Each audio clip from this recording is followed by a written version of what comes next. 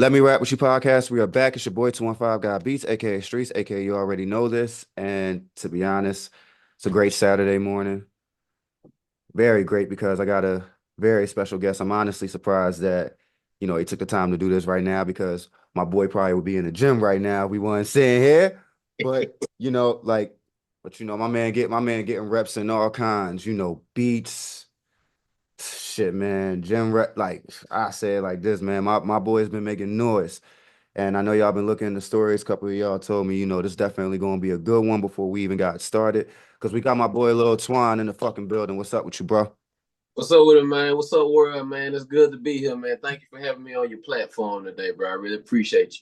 Hey, man, I appreciate you taking the time, bro. You a busy guy for real. I be paying attention, bro. You feel me? Like whether it's music, whether it's being outside, whether you running the mobile studio, like trust me, bro. I've been watching, bro, and it's a lot of movement going on out there, bro. So, I'm glad I was able to catch up and take the time and, actually sit here and actually get right. You feel me? So, you Yes, know, sir. to be honest, bro, like, and people who are paying attention, they got a lot, they see a lot going on. So for me, I just want to start from the origin.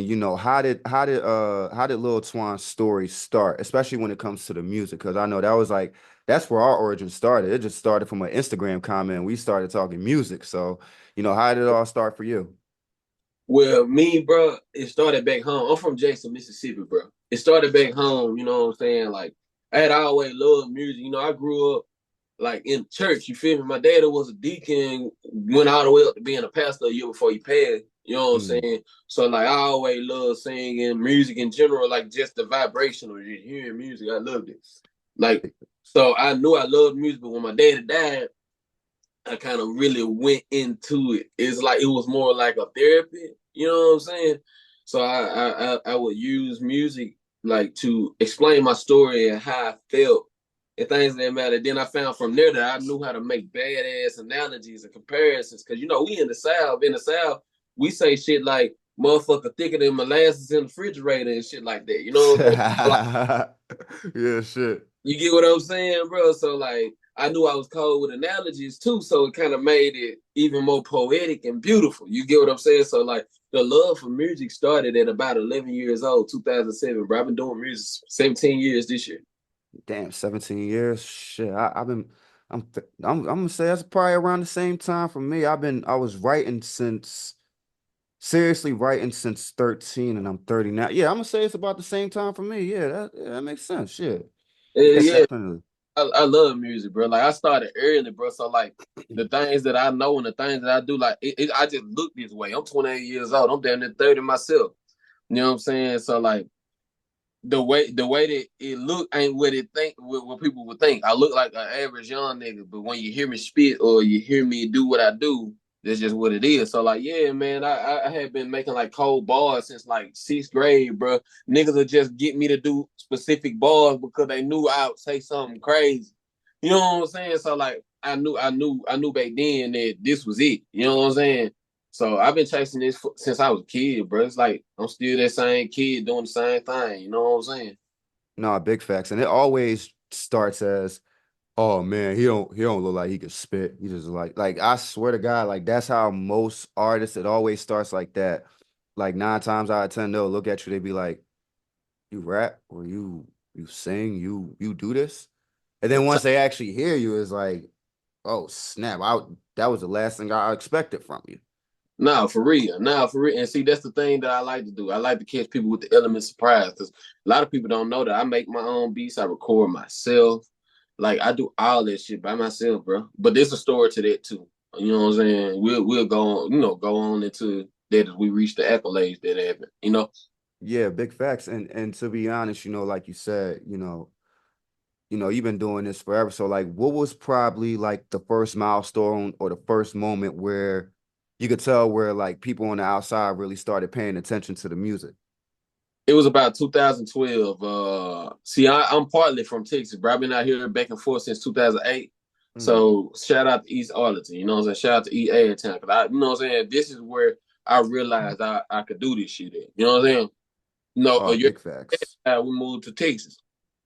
Came out here and hit the ground running with the music and like people enjoyed what they was hearing from me. And I was on like 12, 13. So you had older cats like trying to put me in the studio, things that man. Shout out to my pops Street Needed because he was when he came home from prison, he the one that put me in the studio, you know? Yeah, no, big facts. And honestly, I have to give a shout out to Texas because they have a great sound right now. I'm listening to Sauce Walker. I'm listening to Peso Peso a little bit. Big extra plug, big fan of him. Hey, hey, look, no cap, I just talked to Big Ed yesterday. Me, I'm not gonna lie, I seen him in Philly like 2 years ago. Like, and this is when he like first started really like getting the buzz, like really started going on tour and stuff. I seen him like two years ago performing now, and I was actually lit. Like, cause I'm gonna be honest, like I found out about Big X actually from a live performance. Like actually seen him perform live at a little event out here mm-hmm. in my city in Philly, and I seen him perform. I'm like, oh, this guy's nice. And I'm saying like I know he's definitely not from the city, but nah, the homie started putting me on. And now I've been a Big X fan since. And like for real, Big Hey, X, like I honestly is like he's definitely one of the ones. I hope I get to see him again when they supposed to be coming to Philly around my birthday in November. So hopefully get to see him again around that time. So yeah, man, he facts. like I've been on Big Ed for about like 3 years now, bro. Like I remember when I first heard him, I hit him up in the DM like 2021, like, hey, what's up? My name LilTwonMusic, bro. You hard, I want to see some beat, like, you know what I'm saying? Yeah, Like really trying to do business with, bro. But then what I found out, we gotta wait, we gotta say that. But yeah, basically in 2012, when I found out that this was it, bro, because I stopped like, because at the point I was at a point where I was like, you know what I'm saying, hitting leaks, doing all this crazy shit to like get money for studio equipment, studio time, stuff like that. But by this time, I had we all stopped been there.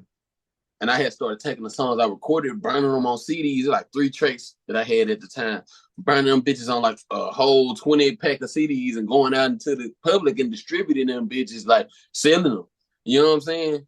And like I had caught opportunities just from being in the street, young cat, not on the corner with nothing to sell illegal, just music. And like people started taking me under their wing, you know what I'm saying? I started doing performance here like this club called Rat Dads out here and things like that. I'm like 16 at the time, dog, in the club performing. So it's like that's when I started realizing I really can do this shit. This shit ain't too far fetched, you know what I'm saying? And anybody can do. So yeah, Big facts. And the 2000, one thing, and the one thing that I respect, you said 2012. You're still doing it the old school way, like masterpiece shit, moving CDs and shit. And I'm gonna be honest, bro. Like up here in my city, that's still common. Like people still pushing CDs. Like, cause to be honest, in my opinion, and I'm gonna just give the artists out there, a little gem real quick. Selling digital CDs. People still got cars. People still got cars. People still got CD players. And I'm gonna tell y'all, like, that's definitely a move for y'all because especially when you're selling the CDs, hard copies, it's more profit for y'all than the streaming money. So I definitely like that's definitely a gem because like 2012, we already in this internet era, it's getting bigger and bigger every year. And then 2012, everybody, graduating high school, Instagramming, shit like that, and all that type of shit. So the internet is very popular. for But sure. to still move CDs, Let me add to that.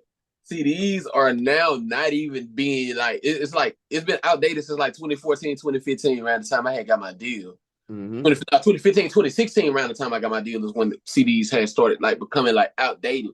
I remember because the year before Boost had dropped Boost, my favorite rapper. Boost had dropped the album, Touchdown to College Hill, and I was working at Best Buy when he did. You know what I'm saying? Yeah, but now, yeah, basically what I'm saying is they are vintage as vinyl records are now. So if you are selling those CDs, they could be looked at as collectibles. If you have true fans, yes, collectibles. Or big if you just have facts. supporters who just rock with your shit, they just gonna buy it and they already streaming your shit. So it's like a win is a fucking win. Sell that shit, bro. I'm telling you. Yeah, like you said, a win's a win for real.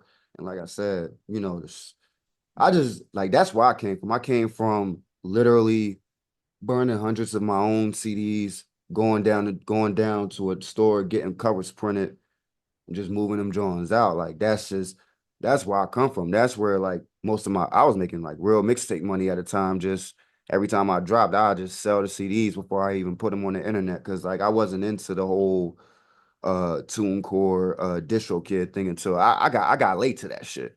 I ain't even Man, gonna lie. I got late into that shit. So I was still just like you said, I was working a 9 to 5. I have my CDs literally right by my little station. Just sitting there, like, yeah, I got these Johns, $5 a pop, you feel me? Boom, going out. For hell real. yeah. Man, nah, like when it came down to it, I was in the trenches with it, bro. I ain't get CDs pressed up for none of this shit. What I did is I had a laptop. I would burn these CDs in the fucking Vigilant and write my name on that bitch and the name of the little shit. I think I While would you sitting in the churches, that's I would crazy. I would write it all over the shit, bro. Like, yeah, I ain't gonna lie, bro. One thing about me, I find out I'm good at detail. I do the tedious work if I got to. And that's what I had to do at the time. And that shit was starting to give me a little bit of notice. I had a song called Blackout at that time under the name Twon on the track. You know what I'm saying? And that song was going crazy. Like everybody who knew me is Yo, you know what's crazy?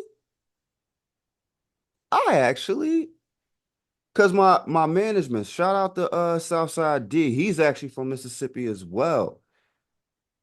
We were listening. We actually heard that shit.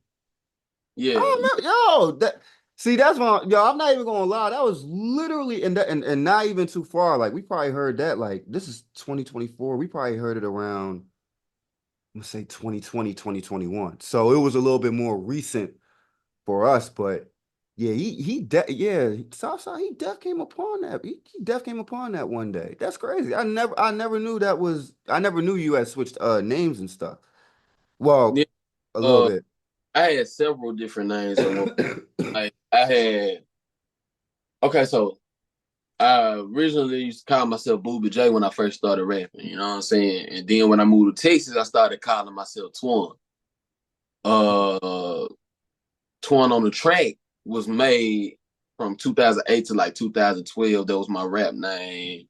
Not until like 2014 type shit, because that's when I started hearing Rich Homie Quan, and I liked that nigga shit. And I was walking down the street in Mississippi. I was back, like I said, I was back and forth from Texas to Mississippi. I walked down the street in Mississippi with a beer in my hand, drinking that whole tipsy as a bit. Somebody was playing that shit. They were barbecuing. My people barbecuing down the street. We were going, I was going down the street to go holler at them.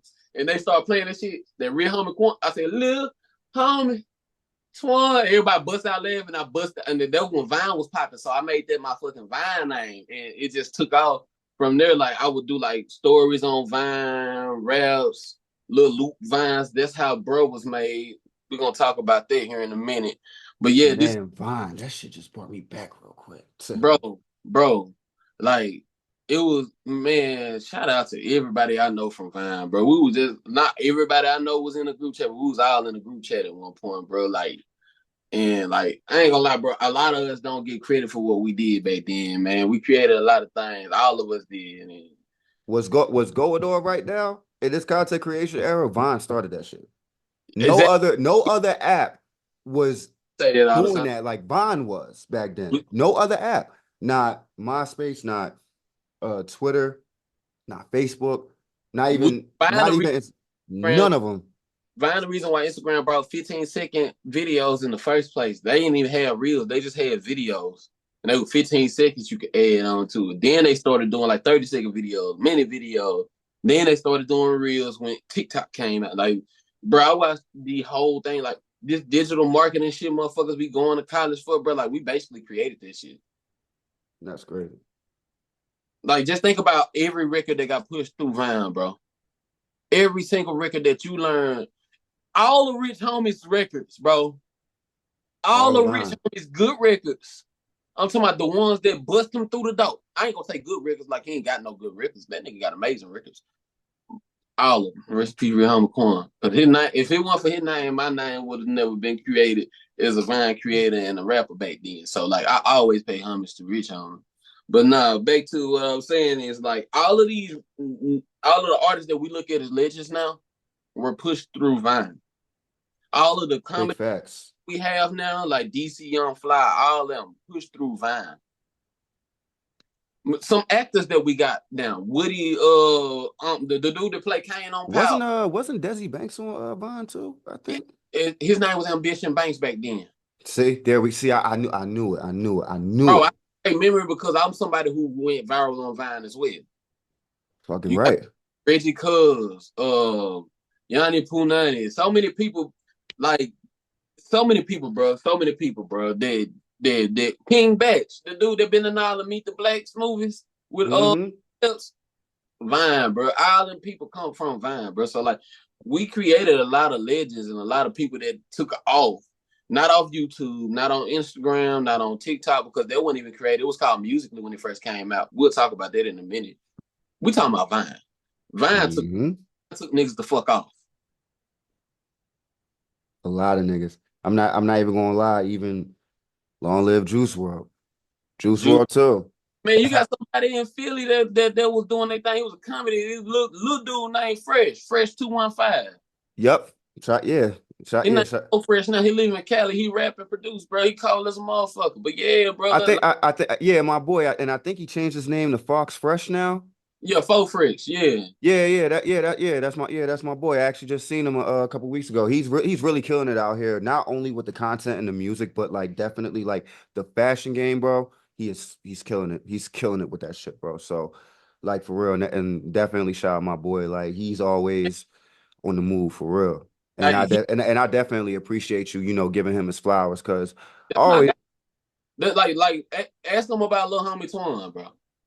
big facts. I'm a definitely call him right after this interview, bro. Cause like real shit, bro. And I appreciate you, bro, for really saying that. Cause I always be telling people, Philly, we need our flowers.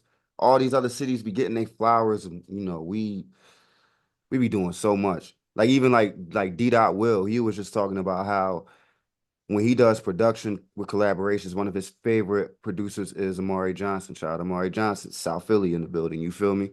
Like Right. that's what I'm saying.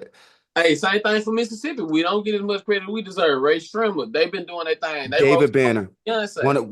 one of the greatest to ever do it. Like I'm a real big David Banner fan. I David, still let's say David Banner, super producer, big Chris, super producer, great artist. Let's see who else. Who else? You got little. You got Joker. You got so many people that didn't get their credit. Like Joker came out and was being compared to Wayne instantly. Everybody don't forgot it. My name is hmm Joker. Habitual smoker. The one that had the coldest bars that nobody else had in the underground or really in the industry, bro. That man was cold as a motherfucker too, and still is, bro. Like, shout out to him. It's so many people like that don't get their flowers from our state as well, bro. But see, the thing is for us to acknowledge it and for us to uplift the culture, because that's what I've been doing. I've been reaching back home to the legends. Every legend they've been tapping in with me, I tap in with them. I give them flowers, and I let them know, hey, look, it's something we gotta work.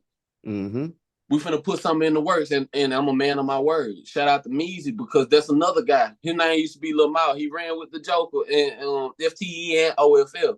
I was big fans of them as a kid, and I'm actually talking to them as a grown man now. And like, I was able to sample one of his tracks. And mm. what I'm doing is I'm bringing the culture. That's what niggas be forgetting. They be wanting to bring back hot songs from '03 that had nothing to do with their culture. I'm bringing back shit that had to do with my culture. That's what I'm doing. You know, hmm that's what people be forgetting about is where you came from with it, bro. Looking back at the legends, niggas be looking at the legends like they corny or their music was corny, but nigga was the same niggas when they were 8 years old, bobbing their head real good, get down on the floor, on the floor. They was hmm so like I still play like a pimp every day, what every day. I mean, shout out Polo, baby. He already sampled it. That's my bro back home. But hmm but I'm just saying, like, people don't be thinking about bringing the culture back from where they came from. They be trying to sound like everybody else. They think where they came from and the culture that they came from is corny. At least bring it back in the nowadays form. You know what I'm saying? Because I see New York do it all the time with their music.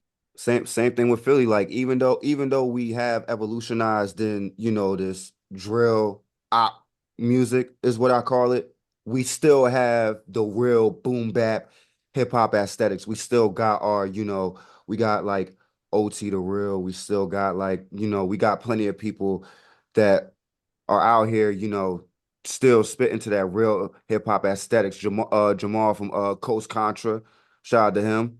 That's why I said we still have those guys who still spit even and especially Right. the legends who are still, out here rapping. Young Chris, D Jones, State Property, all those legends who are still out here, so many of them that I can name, they're still keeping that root. And like I said, it's a matter of keeping the roots and innovating at the same time. Because the one thing that I'm definitely loving, because like I said, I like shout out my guy Young Chris. I see him with Philly's new one of Philly's newest sensations, Old Ass Rider. Somebody that's new, fresh in the community, coming out with some nice, great quality music.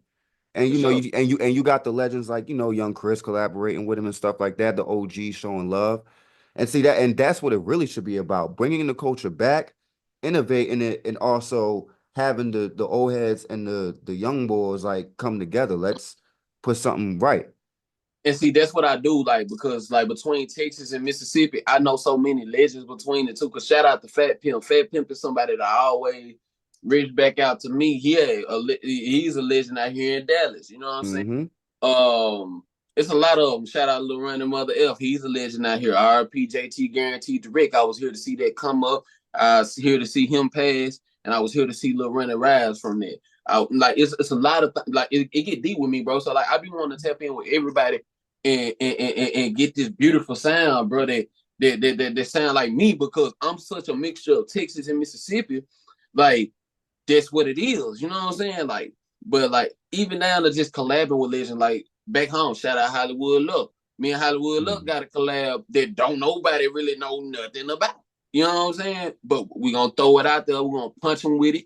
You know what I'm saying? Like you have to reach back out. If you that type of dude that love your city, you don't care where they from, who they are. If you love that song growing up and you blowing up, reach back out.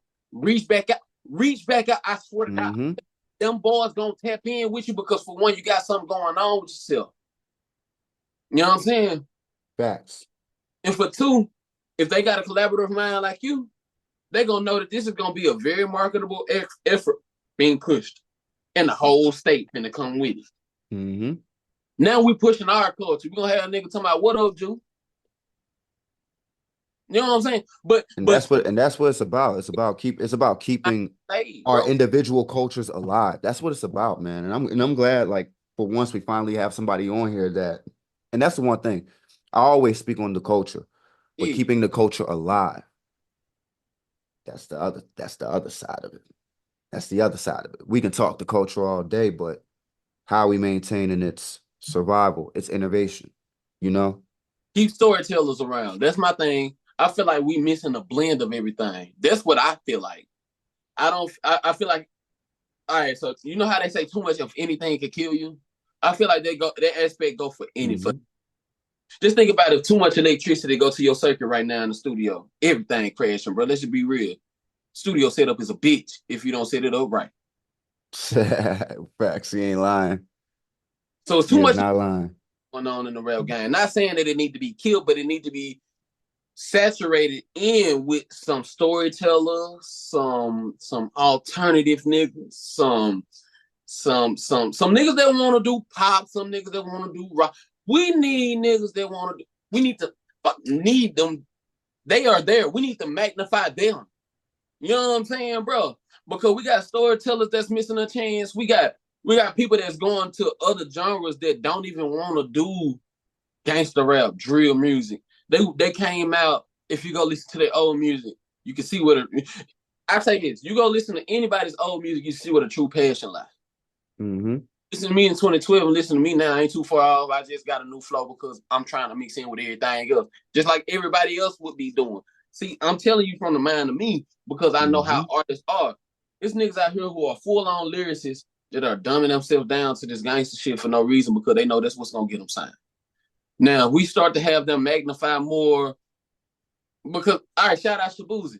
Shabuzi, Mm-hmm. amazing track. Two of them. And one of them with Big X the Plug, bro. You seen the one he got with Big X Plug? I can't remember neither one. I think the other one called Tipsy because he did a kind of like a country version of Jaquan Tipsy. One, Yeah. to the two, to the three, to the four. Like they need to start uprising niggas like this. This is what's gonna start to like separate the men from the fake gangsters because real talk, it's just you got men out here. niggas ain't gangsters no more, bro. We men now, bro. And I for one ain't never been no gangster. I just had to do what I had to do growing up sometimes here and there. But that's just 1 foot in, 1 foot out.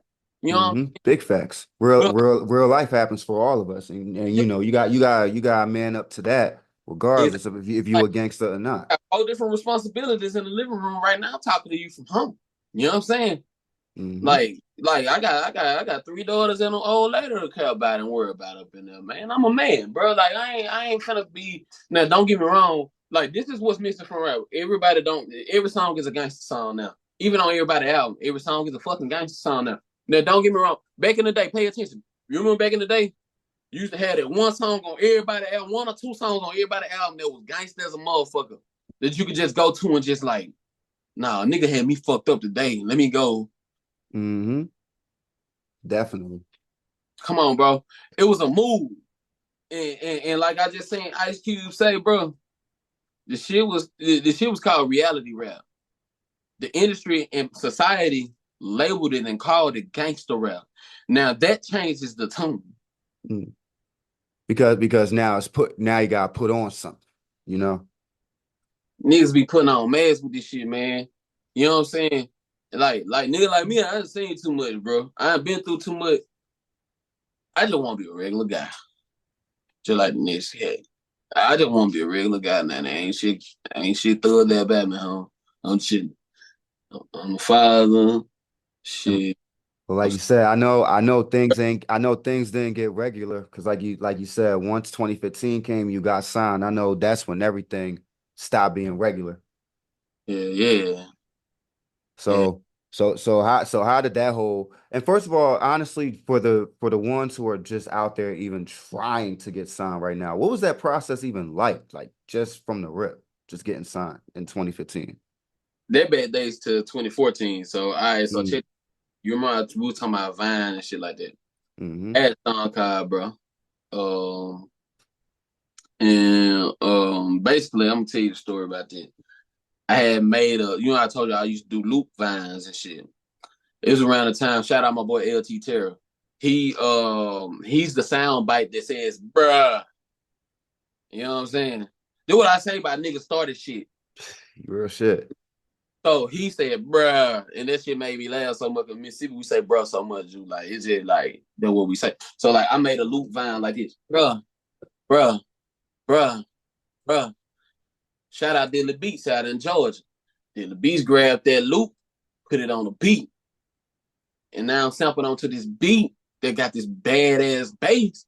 Everybody just like, it's hard. It got like 1 million views in like a few days, and I'm just like, dog, send me that motherfucking beat. I'm finna go on here and kill it. My voice all over it. I rap. This is a sign from God. You know what I'm saying? So I took it as a sign, bro. Fuck it. Dilly, shout out Dilly. He sent me over the beat, you know what I'm saying? And shout out my boy Quasi Ali as well, because he came over to my crib. He went to school with me. Came over to my crib and he recorded me on FL Studio in my fucking bedroom doing that song. Oh shit. You know what I'm That's saying? crazy. Yeah, bro. And I dropped it the same day, and that bitch started doing like a K a day, 1,000 a day, 1,000. Because you got to keep in mind, this around the time everybody like, bruh. So like, And my phone, even a K a day by the end of the month, that's 31,000. bro, by the end of the year, I'm at 150K.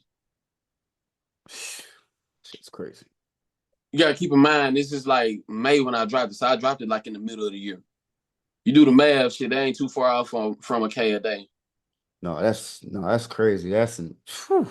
I'm talking about, bro, like it was taking off. And like at one point I just stopped worrying about, bro. And I was like, it's time to start doing other stuff because they know me for this song. And I started doing other flows. Like I did the Ali Boumaier flow, the layup flow. I did a flow to that song. Shout out Meet Mill. I did a song. I had did that make they just make me from Dream Chaser 3. I did Yep. that motherfucker, all this shit. Like I'm just building the hype behind my name.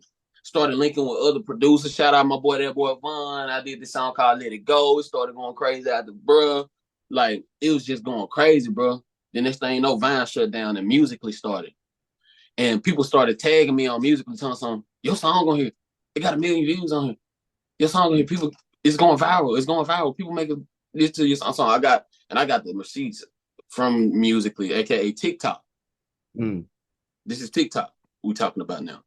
They hit me up. They were like, your song been on here for 6 months. You've been number one. This, that, and the third. You feel me? And so I downloaded the app and they verified me on there at the time on the account that I had. You know what I'm saying? And I came up with the idea, and this is where you find out something. Like, I came up with this idea. Let's have a challenge where whoever win, I'll give them a free copy of the song. We called it the Bro Challenge, and it was the first challenge ever created on this album. Yeah, AKA, I created this shit. I created all these. You know how people do the shit with the challenges with their songs. Yeah. That's a marketed. That's something that was marketed and created by LilTwonMusic, like August something 2015. Mm. I can show you the DMs from Twitter with me and TikTok, aka Musically. That's crazy. So, anyways, we keep on pushing this record, bro. Next thing you know, I get an email from Musically, aka TikTok, talking about a management company in LA wanted to reach out to me. So I'm like, damn, that's crazy. So that's when I get in contact with these two guys named Eddie Matthew and Michael Fogel.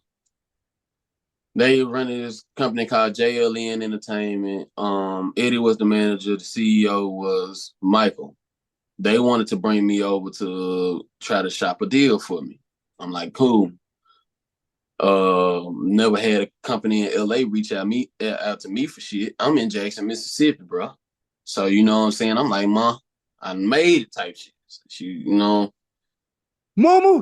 yeah.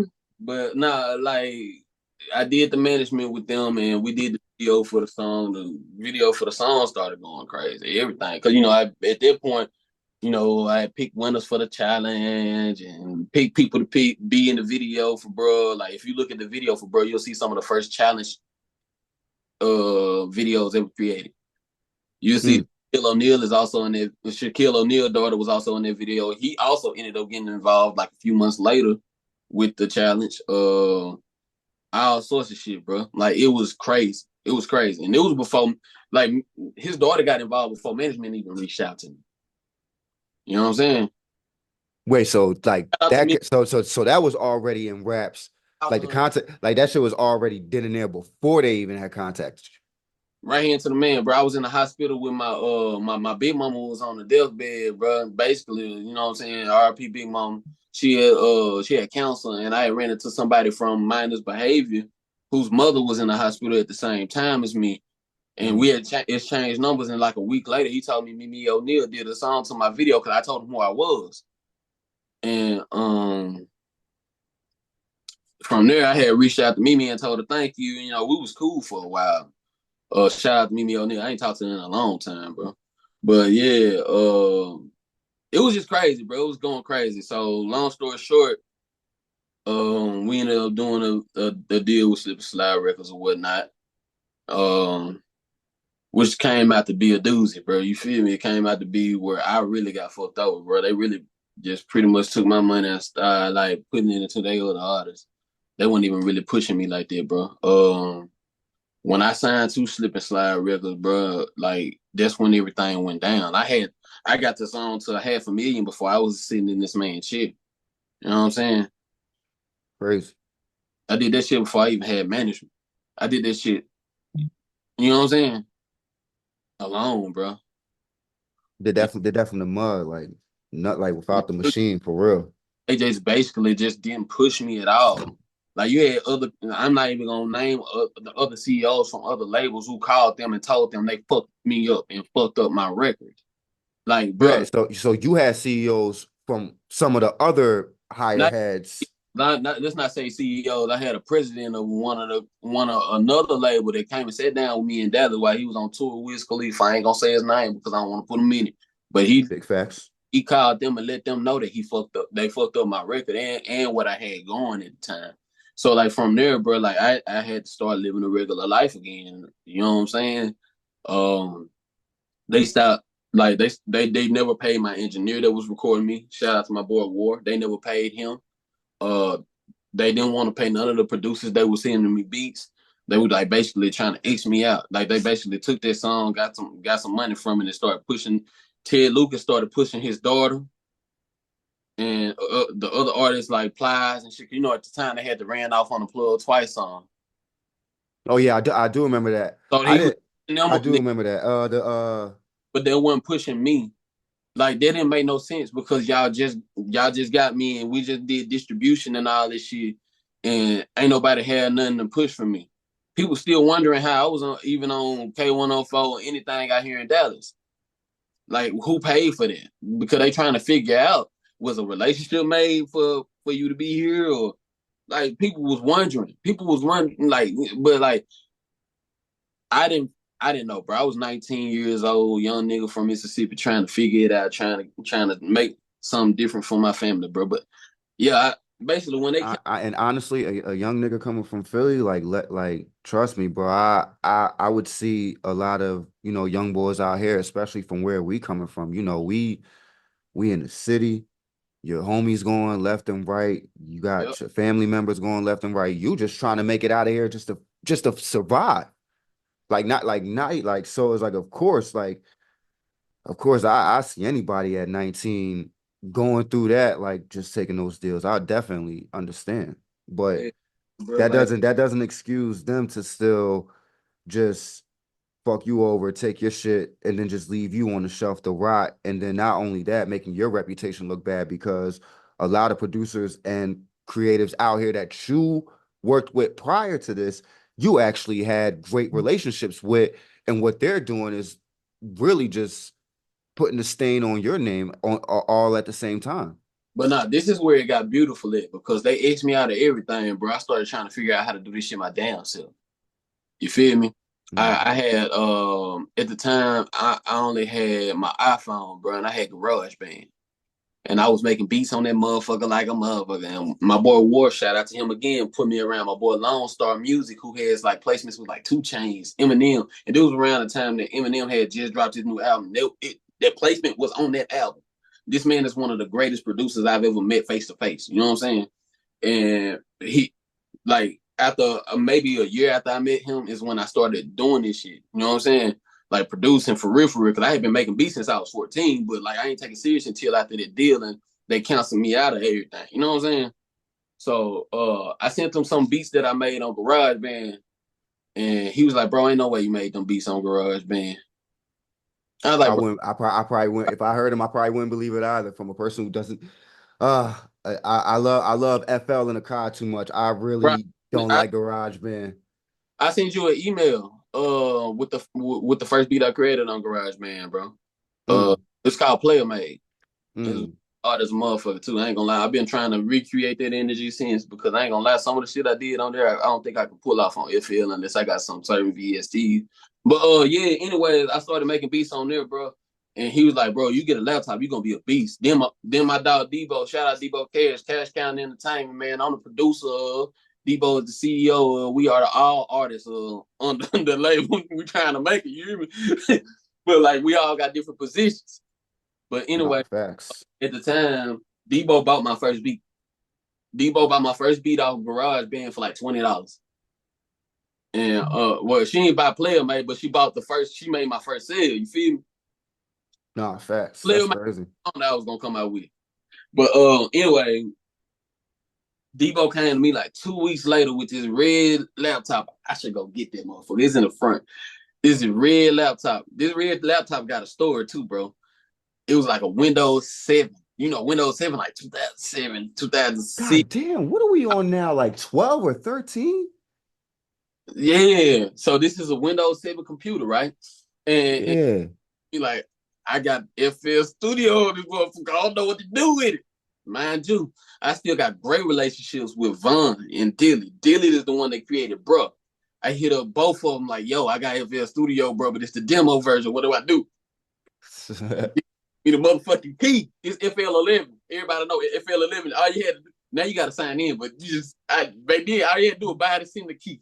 You know what I'm saying? So, I forgot. I'm not gonna lie, and I think I still have the file. It was some DJ from I think South America or something. It was a little blog I found. Like this was like way back.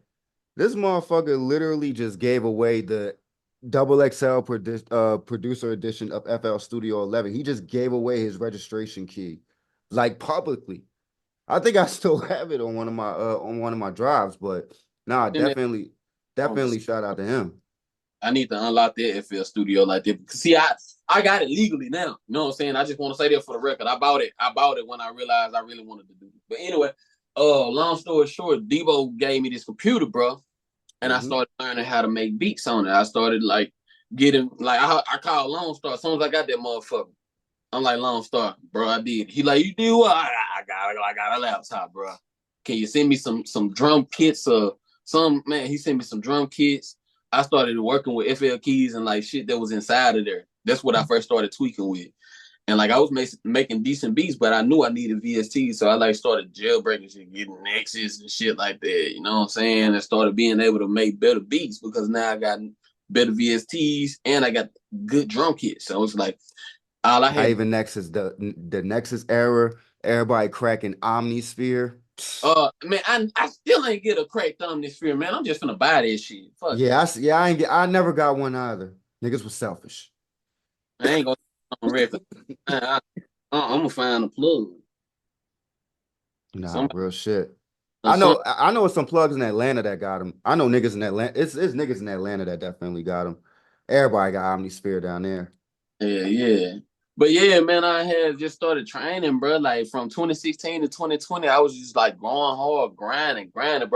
Ended up becoming a father in the midst of the time and everything. In 2019, I became a father, and by 2020, I was ready to start running my business when the pandemic hit. You know what I'm saying? So I started running the business, LilTwonMusic. You know what I'm saying? I took it from just being a rap name because they made me switch my name when I got with. After the whole deal with Slip and Slide, you had to switch your name. At the time, Rich Homie Quan was like hot. This was when he was. This was hit the Quan was out type shit. They was like, we wouldn't want any issues with Rich Homie Quan. I'm like, I think he would be honored to see a young nigga honoring kind of like in a way his name because like they rhymed. You know what I'm saying? Nah, facts. But you know, they was just trying to be selfish with the brand and all that stuff. They was like, man, yeah, we can't have this, can't have no competition. And it's just Lil Twon, but I switched it and put it all together. LilTwonMusic, like all together, no spaces. If you look on all platforms, that's what it's under. LilTwonMusic, no spaces, because I just wanted to take my name back in a way. You know what I'm saying? Nah, big facts. So I added And to be honest, bro, like I just see it now. Like I felt like that was like a gift because now with Lil Twon music, now we have an artist, a producer, like audio engineer. somebody that not even just a audience. See, when it comes to guys like you, I can't just use the word engineer. I have to really use my words correctly. Orchestrating sounds itself, not even just vocals, but literally anything. Because from what I've seen and from what I've witnessed from your stories, like you can just take a like you can orchestrate just recording a sample of you just singing just randomly and Yeah, just turn it into a crazy ass beat and then turn it into an actual song that people can actually go ride to in their car and go play this at a party or you feel me? So it's like just the way of orchestrating sound, you definitely make a difference in that. I appreciate that, man. I'm gonna take a shot to that shit, bro. The goddamn, I like this. I like the way you put that, bro. I really appreciate that, bro, for real, man. Because at the end of the day, I tell people there's two F's to this shit, man. To production, it's fun, and that shit fucking frustrating, my nigga. Either Mm-hmm. either way it go, you're gonna need a drink or something to smoke when you do it. You know what I'm saying? Trust me, this You weed be gotta be the ready weed be for helping me. The weed be helping me when I make beats because I trash most of my shit, then get high. Like, okay, what was I thinking? Like yeah. for real. It is what I definitely deal in, bro. Like right now, I'm drinking because it's a Saturday. I got my house straight, my daughter's in order. Hey, I'm good. that's Thinking, that's a celebration, man. God bless, man. I'm blessed, so I'm taking me a couple of shots of Douce while I talk. You know what I'm saying? But no, I typically deal in marijuana, man. I smoke me some good gas to get on that computer. And I ain't gonna lie. This is how hard I focus, bro. I hit the blunt 2, 3 times, right? And I lock into the studio for 5 hours. Don't even realize I ain't high no more. I'm just locked in. I'm focused, bro. Like I just be needing a little to focus. You know what I'm saying? I don't just be just know what I'm saying, blunts on blunts. Like, you check this out. I put that motherfucker out while I was talking to you. You ain't never even recognize. You thought it was a doobie now. This motherfucker still at least half. Like, I just be needing a little focus, bro. But nah, yeah, man. I opened the business LilTwonMusic in 2020, and I started selling beats. Fun fact, before the Mo3 placement, like in 2020, like in like maybe June 2020, I had emailed over his DJ, Lil Zach, the DJ, and shout out to Lil Zach, the DJ. I sent him over some beats from Mo3. I'm not sure if he was feeling it or not, but at the time, because I was just like I'm maybe like 4 years into starting into production. I was good with sound. I may not had the right VSTs, whatever, fuck. But like, You were still looking for that yeah, formula. You were still looking for it. I understand. when I'm still looking for it now. like 2015 when I came back down to Texas, bro. Cause they went during the deal, they was like, "We didn't want you in Mississippi." Artists, we done had artists die here, this, that, and the third. I'm like, man, look, bro. So they were trying to take me to Atlanta. I was like, nah, bro. I'd rather go to Texas because I that's my home. I'm basically going home. You know what I'm saying? So I came back out here with it. You know what I'm saying? And when I first came back out here, he was the first artist that I paid attention to because like I sing and I rap fast, and it was just like I ain't think I was him or nothing like that. I just loved how our styles kind of correlated, and he had a story. You know what I'm saying? A hell of a story. And so like and we both have the same favorite rapper, Boosie. So like he ended up becoming one of my favorite rappers. And I always wanted to work with him. And my first time really hearing him was at K104. I was on there with Hollywood Baby. You know what I'm saying? Hey, Baby, him, DJ Oh Baby. yeah. Yeah, I was on Yep, there. DJ Baby, Hurricane Chris DJ. Yep. Yeah, and Hurricane at one point, but and Hurricane Chris had came up there during that time, and I had met him, and then he was like, "Bro, I just made this badass song." He was like, "Play that motherfucker," and it was when it come to get them dollars and some must. It's called After Mud on Four Indictments. One of Mo3's like first big projects that started going with, in my opinion, big project. It's my favorite project by him. Mm. But it was on that project. And it was also on Hurricane mixtape as well. So it was like, and he gave me the mixtape. If you, I can send you the picture of me and Hurricane with his mixtape. You know what I'm saying? Like it. That's the day I met Mo3, like musically, like hearing who he was. You know what I'm saying? I ain't never physically met him or got the chance to, but like I tried my best to, bro. Like for 5 years, either as an artist or producer, I was like, man, I'm gonna get to this guy, bro. Mm-hmm. I gotta get to this guy. Cause once he hear me and we do this shit back to back or something, he gonna want to do something with me, bro. He gonna want to either want to get a beat with me, bro, or do a song with me. He gonna want to do something. And I wanted to work with him so bad, bro. I didn't know Rainwater or nothing. Like I ain't know him like that. You know what I'm saying? I ain't know none of them. So it was a little hard on me to make that connection, but I definitely was trying, bro. And then 3 months later, after I was trying that, he said that passed away, bro. And I was at home in the studio when it happened. I was fucked up. I ain't even gonna lie to you, bro. Like I ain't gonna lie to you. This shit. Yeah. But man, yeah, man, I kept pushing with what I was doing. I even did something dedicated to him. Months Mm-hmm. later. Yeah, no, but and besides Mo, who were and like you said, you was going back home.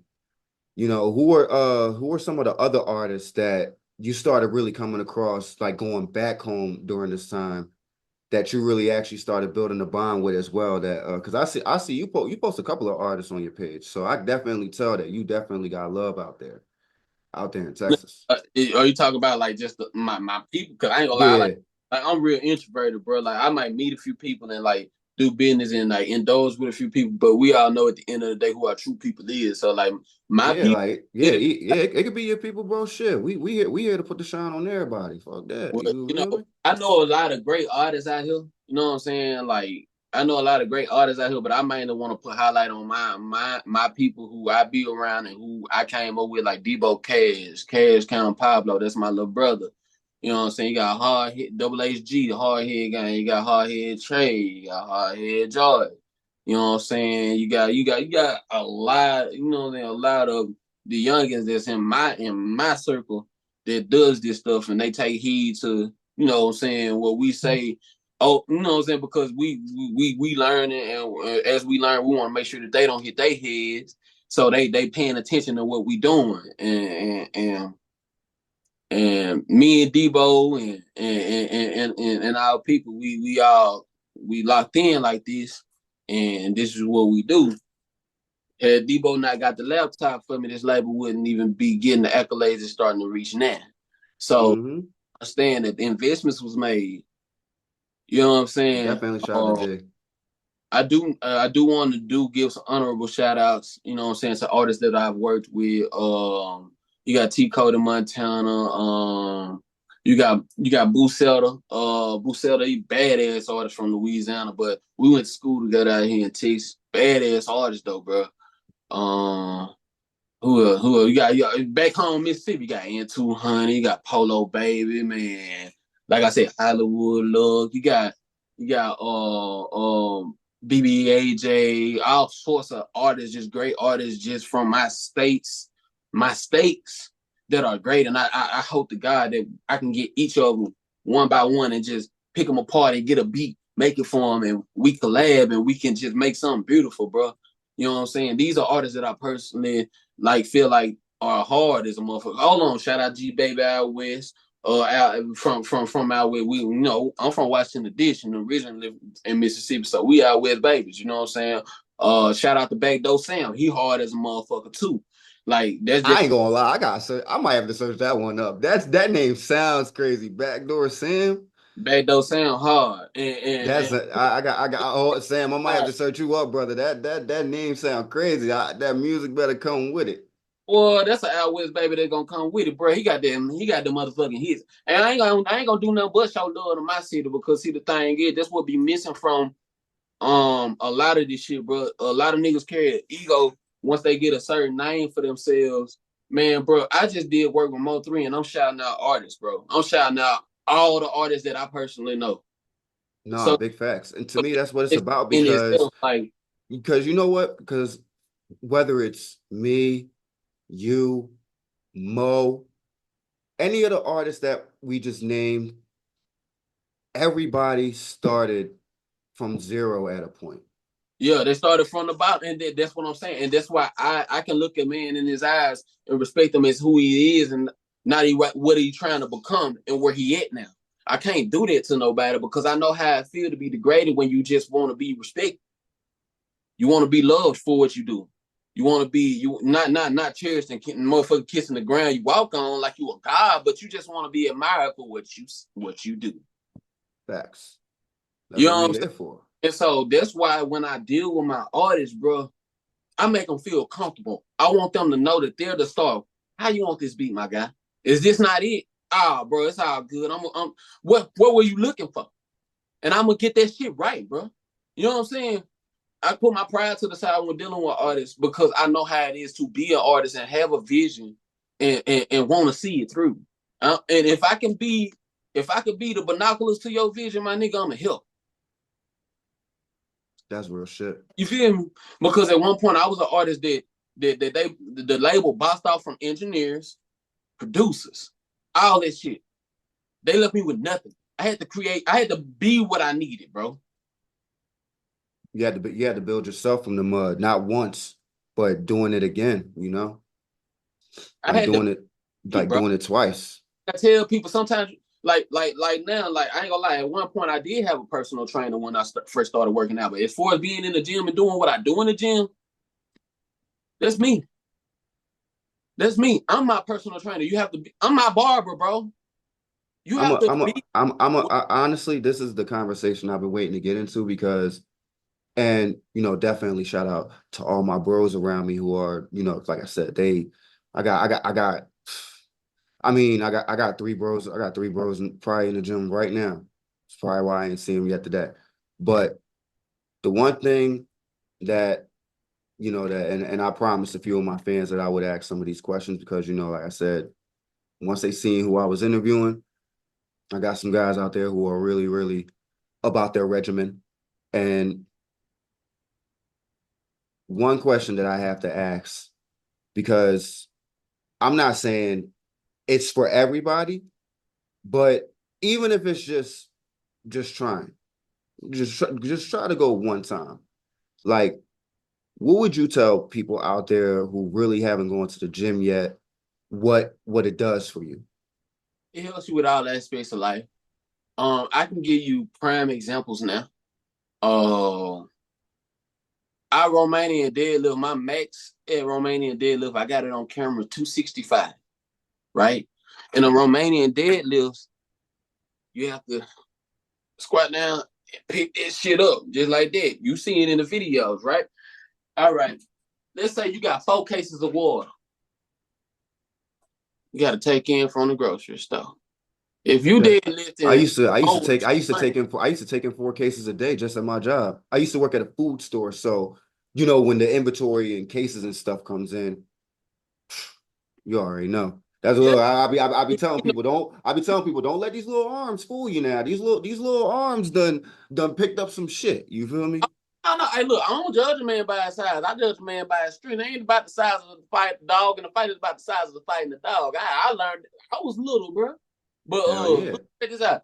So, like, you seen how I did the Romanian deadlift? That's the same fucking way you finna have to pick up any boxes. Same fucking Hmm. way you have to pick up any cases, anything, right? That's an example right there in itself. And that's the same way you're gonna have to pick up your daughter or son and they run into your daddy. Hey. Yep. It goes with all aspects of life.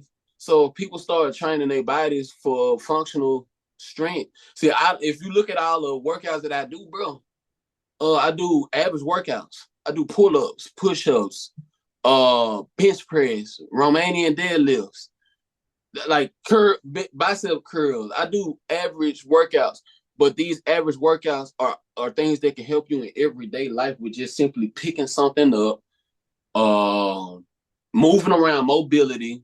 My calisthenics is great, and because you up north, nigga. Them Hmm. niggas be hitting up pull ups, chin ups.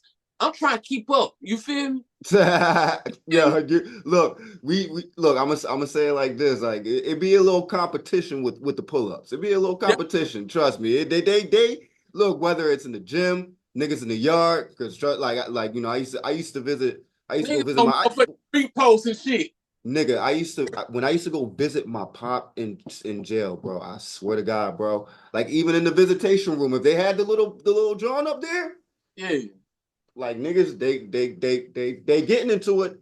Like sometimes I see some of them niggas and their kids getting the workout. Like trust me, bro, it gets like that up here. it's beautiful, bro. Like my kids look at me and be like, cause they see their little muscles and shit. You know what I'm saying? Like it sets an example as well.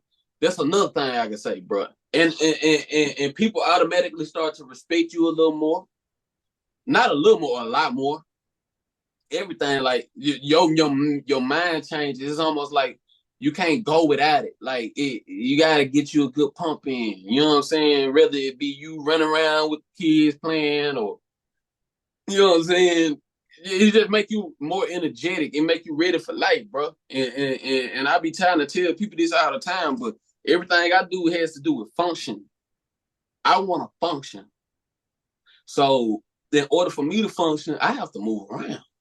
I have to move some shit the fuck around, dog. For You know, real. and that's another thing. Mental clarity. It gives you mental clarity. A lot of Mm. people think about how hard it is. It ain't hard, bro. If you really want it.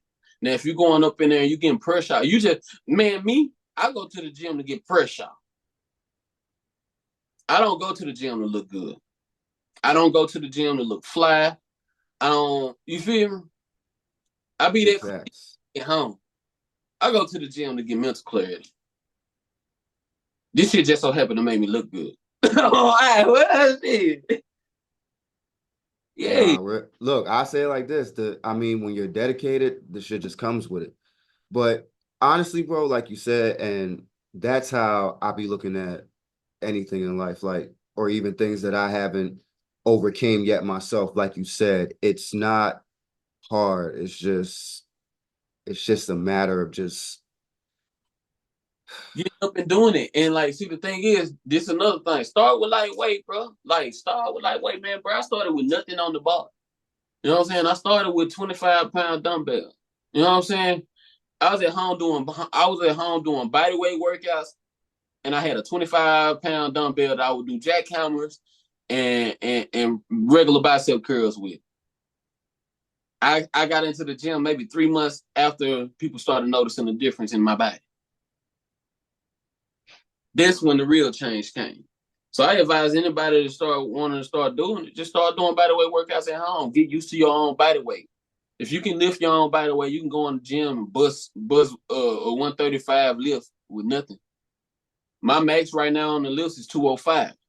Well, mm, 225 really, but I got 205 couple of reps. So I got 225 one rep, 205 2 3 reps. Um, so like what I'm saying is you can get up if you can lift yourself, you can lift that shit. It's just more independent. no, that's facts. That's facts.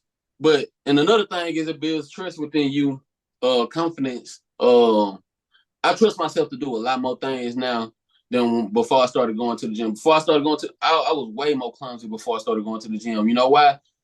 Just neurologically, I wasn't synced, bro. Mm. Because I wasn't connected to my body, bro.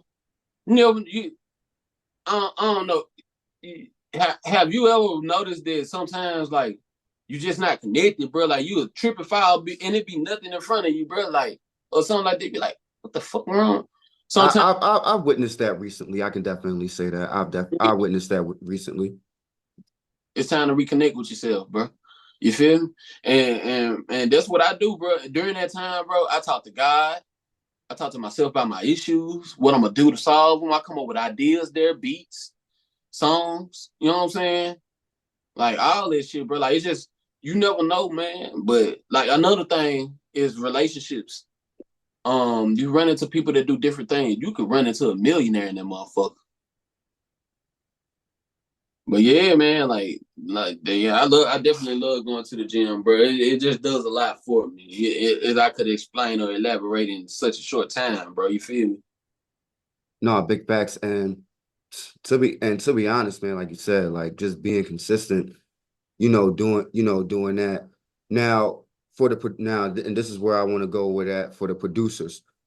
For the producers, like how does it help you, music wise, once you get those sets done, you leave, and then now you got a studio session, or even if you're just doing your own music, how does that help for you? Well, as a producer and working out. Hell yeah. Well, bro, honestly, bro, you hear different music. Some people come in there jamming they own music. Might be some classic shit. You might hear some of the. And me personally, I'm a savage, bro. I go in there no headphones, bro. I'm raw. I don't need nothing but my screaming thoughts. You hear me? You hear me? So I go in there and I can hear all the different sounds of music, and like it may be a simple thing of somebody harmonized or a single note that had been played in a track, or shit, the sound my motherfucking dumbbells make, or the sound that shit clank, or it could be anything. I could just be sitting there thinking, bro. I always think music notes. You know what I'm saying? So like I always think like what could go together because I like music theory. Shout out to Busy Works Beats because that's where I be getting that shit from. I like music theory, bro, and I keep shit going in my head like what could be the next thing like as far as like sound. Like and I like to work with piano a lot because piano is always gonna be the base of whatever sound is as a producer. Yeah. No, facts. And I don't know, bro. I be trying to get deep into it. So like sometimes when I go into these trends, I might be working out, working. But as a producer, when I'm working out, man, it could be anything to inspire me. A simple thought can inspire a note in my head and make something beautiful. It only takes 6 to 7 seconds to wow me. You know that yourself. But they say like with these TikTok videos, like the first 4 seconds matters. Exactly. That's why First, as a I do my job to find out what the first 6 to 7 seconds gonna sound like. Because with that 6 to 7 seconds it's finna be throughout this whole entire beat. You know, that's the loop. That's the man. loop into the playlist right there. You know what I'm saying? So so we're coming down to the cause like you said, cause and honestly, I've been playing this. I've been playing this. I'm gonna keep it a bean. I was playing the song before I even knew that you were the one producing it. But when it came to when it came to AR and just realizing that even with Mo being gone now, you winded up getting one of the top songs that Mo winded up going on the billboards with this year. Yeah, man. Yeah, man. God is good. That I first of all, long live three, rest in peace, Mo three. I didn't expect to even get the opportunity to work with him after he passed away. I fell in a very bad depression. That's another thing that made me start working out. Like yeah, bro, it was just bad. But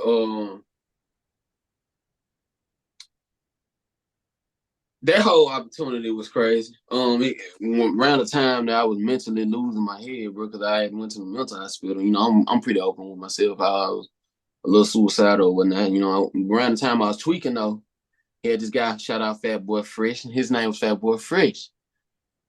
He saw me on my reels, like he saw my other reels of me actually doing shit, like making beats and shit. And I hit him up like, "What up, bro? You looking for beats?"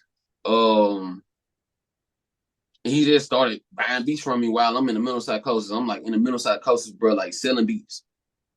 And bro just was rocking with me. And kind of find out this is somebody who has worked with Mo3 and also a friend of Mo3. You know what I'm saying? And I'm like, damn. He was like, bro, I'm gonna try to get you on Mo3 album, bro. Watch. And like when I got out of the mental hospital February 2022, about 7 months later, like September 2022, bro hit me up like, you ready, bro? He was like, I got the song for you. Mm, With him and Mo3 on it. It's called Transformer.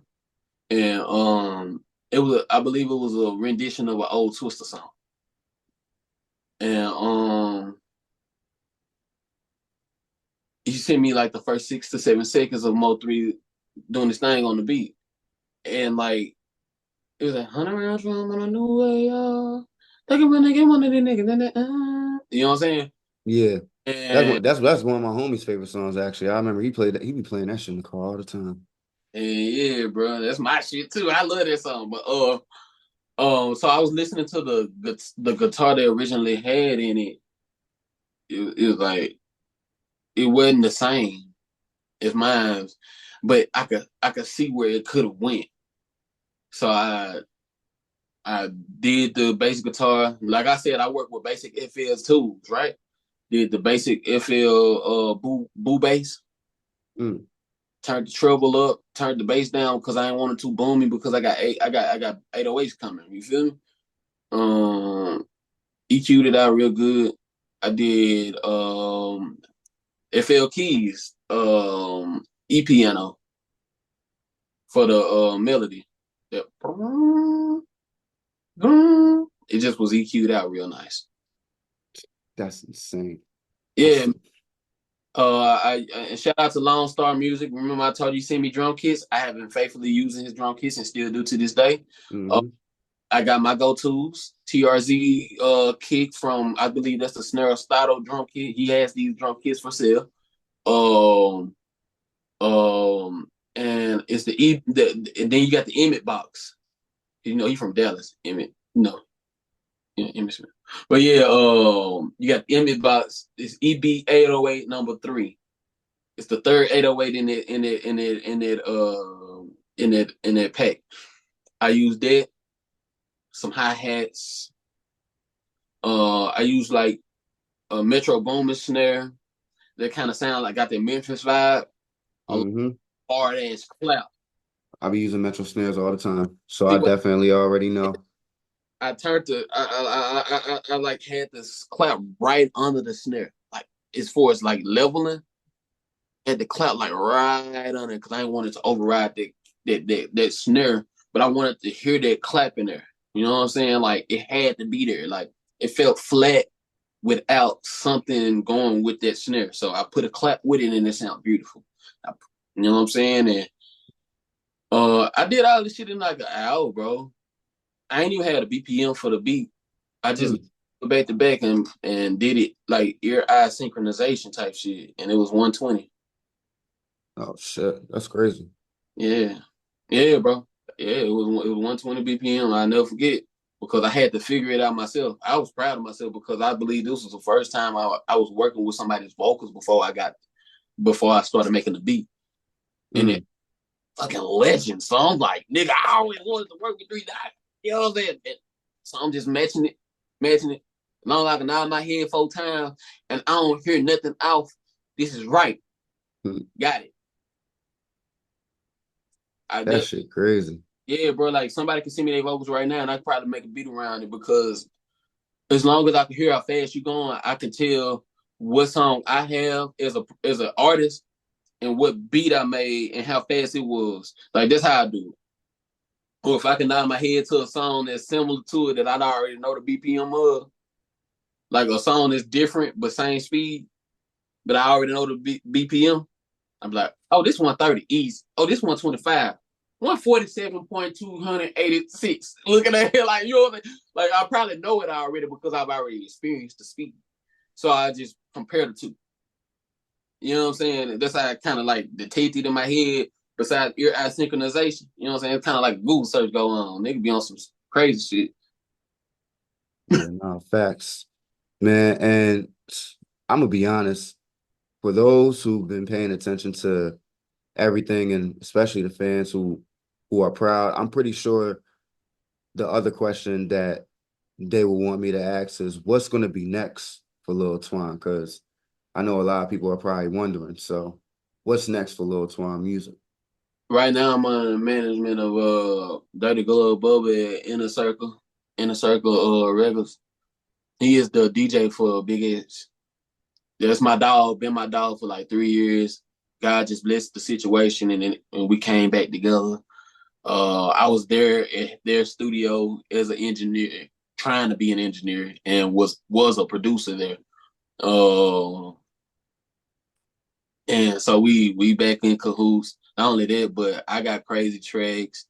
Got more beats to sell, of course, more placements to get. I'm just looking forward to the future. I can't really project what's gonna be coming besides some good music, bro. You feel me? Yeah, no, big facts. And for those out there who try and link with my guy, trust me, that mobile studio is available. It's in full effect, man. As long as you're in the DFW and surrounding areas, man, we gonna get you a flat fee, man. 25 an hour for the mixing and mastering. Um, you want you a custom beat, it's gonna be $75. Buy one, get one out 33%. You know what I'm saying? You get you a beat for $50 when you buy one for 75. So you know what I'm saying? All you gotta do is just shop with me, bro. I got the accolades, I got the professionalism, and I got the advice. All you gotta do is hit me up, man. Shit, big facts, man. I'm not gonna lie, bro. This was a very great episode, bro. I really appreciate you coming on here, bro. For Yes, real. I appreciate you for having me, man. It feels good to get on the line with somebody as good as yourself with what you do for one, and really just get it off as a producer and just show the world like, hey man, it's not too far, nothing's too tangible. You thought it was gonna be hard to reach me, man. I'm a father, man. I'm at home with my kids, bro. I mean, I handle business, but at the end of the day, I'm at home with my kids right now, bro. And I made time for you today because I felt like this was gonna be a very special podcast episode for us both. So I really appreciate you for allowing me to be on your platform as well, bro. Nah, for sure. And for those who already know, it's your boy 215 Got Beats, aka Streets, aka you already know this producer's new favorite podcast. Let Me Rap With You, LilTwonMusic. Make sure y'all tune in and make sure y'all tune in to AR, Mo3, Big X, That Um, Mexican OT, produced by LilTwonMusic. Make sure y'all run those streams up.